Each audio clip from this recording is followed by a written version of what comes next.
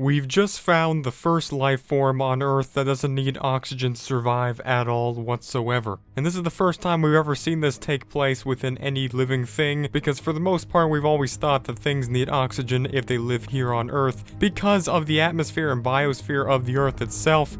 But this jellyfish type creature right here, which is also considered a parasite, has completely gone against all of that. Basically, how we discovered this was by studying this organism, which I'm not even going to attempt to try to pronounce the name of, which is a salmon parasite. We discovered that it does not have any mitochondrial genome, which is basically the one thing within inside organisms that helps derive oxygen and metabolize the energy that's within oxygen, which helps the life form keep living. It's even been described as an alien-like life form by multiple scientists that helped discover this, and it's mostly similar to that of corals and jellyfish. It doesn't have any brain, but it simply acts as a parasite and will live in the common fish of salmon for most of its entire life cycle.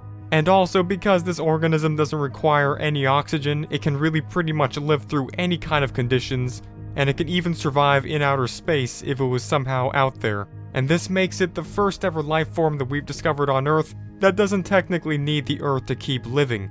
It just so happens that this thing exists here within our biosphere, but instead of needing it, it continues to live on its own regard. And it's also considered an alien-like life form because most life forms that we can study today, we have a reason to understand how they are able to get energy and keep on living, but not for this thing, because we have actually no idea how this thing is even able to survive.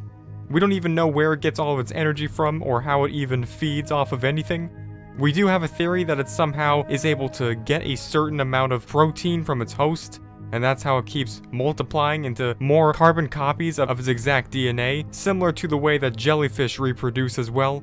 But other than that, we have no idea because we've never directly seen this happening. So this life form might be categorized as one of the life forms in the extremophile category for all life on Earth, meaning that it can survive in very insane and extremely harsh conditions, which 99% of all other life wouldn't be able to. Its capability of surviving is similar to that of a tardigrade. With similar conditions, this thing would basically be impossible to kill. And also, we're starting to learn that the characteristics of this certain life form could be similar to that of possible extraterrestrial life forms of simple nature that we might find on Mars, or on other planets that may not be that habitable for most life that we think of today, but instead would be habitable for different types of life that can actually survive in situations that we previously thought was impossible. So because of this new discovery, we're now changing our understanding on how life could work here on Earth, and how we should search for extraterrestrial life as well.